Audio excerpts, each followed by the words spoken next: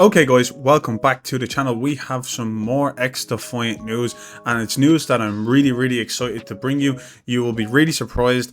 We are going to piggyback off the last video I put up, which was discussing the kind of career stats. It was also discussing the challenges that are tracking, and also we have an insight on the date that we're going to be getting Rockerfella. So I'm really excited to bring this, and it's a lot more than I expected, and I'm really hyped for it. But don't forget, hit a sub, hit a like if you're a returning viewer. I really do appreciate you returning, and I really value everything that you do within the comments, liking, and even subscribing. If you're new to the channel, I hope you're enjoying the videos, but also hit a sub, hit a like. As I said, we're always vocal in the comments. We love to have a conversation around here, and it's great to see everybody communicate as well. So I'd appreciate you to join in there. And yeah, look, that's basically enough of that.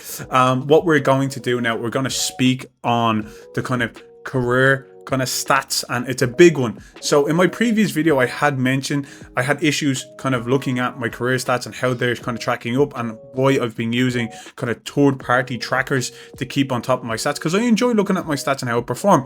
What you can see here is I've 36 plus hours played, nothing has changed, and I was like, whoa, 10 games. But then overall I've 65.28 minutes played in the game. And if you've kind of looked at any of my games or I've seen anything, you can see that I'm not on a one-for-one basis.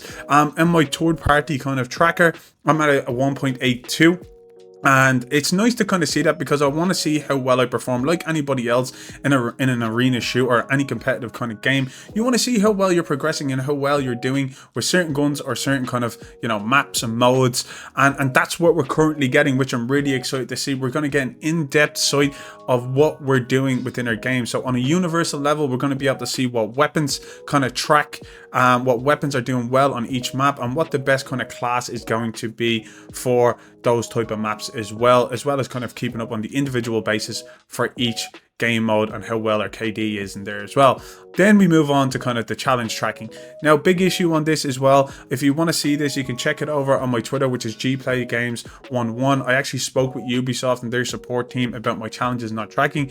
Evidently, it's been kind of a big problem across the community. It hasn't affected everyone, but what it has affected was the fact that your kind of challenges towards each faction and those abilities, and even the new challenges when it comes to the GSK, are not tracking for people, and essentially they're not popping. So they're not keeping kind of a tally of what you're doing within the game with these abilities, which then stops you from having new characters and the skins that you've probably unlocked through your battle pass and previous battle passes as well. So you can't really enjoy the benefits of those characters and what skins you can use with them, and kind of show them off as well, and just feel like you're actually unlocking stuff or having a variety of characters to choose from. If you just got bored looking at the same character over and over again, that is being looked into, and we should be getting that before kind of August, if you want to call it that. It's supposed to be coming and have that update within the first 10 days of August, so hopefully before the 10th of August, which is roughly about 2 weeks from that as well.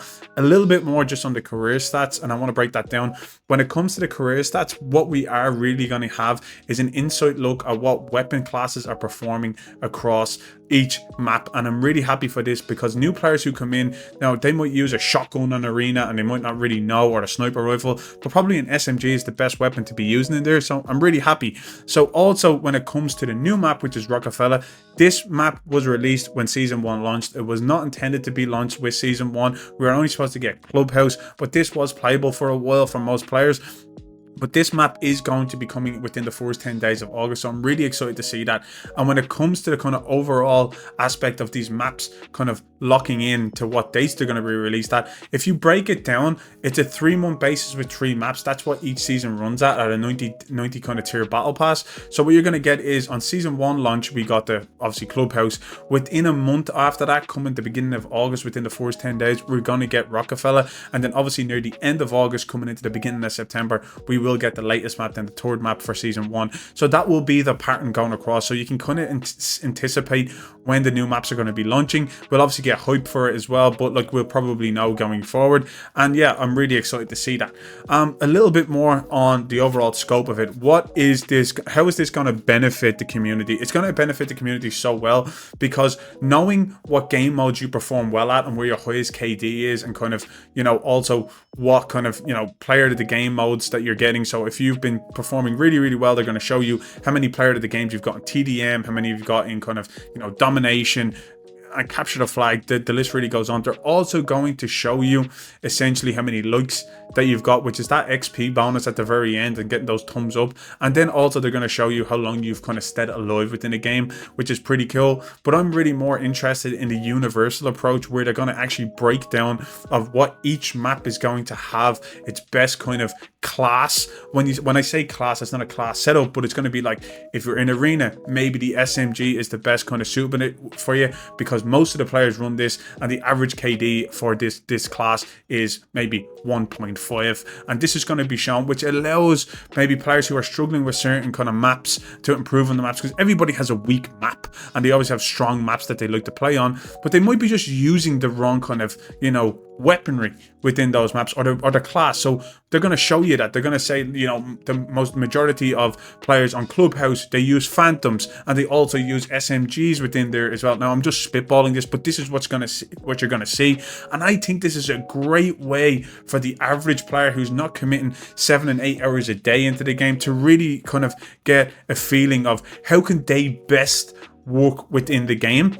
What the 1 or 2 hours they have on the off time, whether it's the weekend or finishing work, college, or whatever they may be doing, and it allows them to give them a better sense of weaponry. So you're not running around on big maps. I know they're not all big, but you're not running around on big maps where an SMG where you're getting picked off from kind of that medium to long range, and you can't even get a bullet off. So it's really going to show that, and then it's also going to give insight on the meta as well. So you're kind of going to be able to really kind of look at each of these weapons and go, oh, this weapon is pretty cool, and then it's going to allow you to kind of maybe do a bit of research on that weapon and maybe get the best meta for that weapon for that map. So it creates that kind of more balance for the newer players, and then it allows, you know, players like me who want to do videos to kind of say, oh, this is now the #1 weapon for Clubhouse. People are loving this weapon for Clubhouse. Let's break down that weapon and let's do attachments. So it gives you a little bit more insight on that. So I'm really excited to see this, and I think it's going to be good for the overall view of Xdefiant for new players and old players coming in as well. Look guys, that is all the information. It's a short video today. I really appreciate you taking the time. You could be watching anybody else, but you chose this video, and I really do appreciate that, and hopefully you stick around for more content and help me grow this channel. But that is all for me today, and I appreciate you taking that time, and I'll catch you on the next one.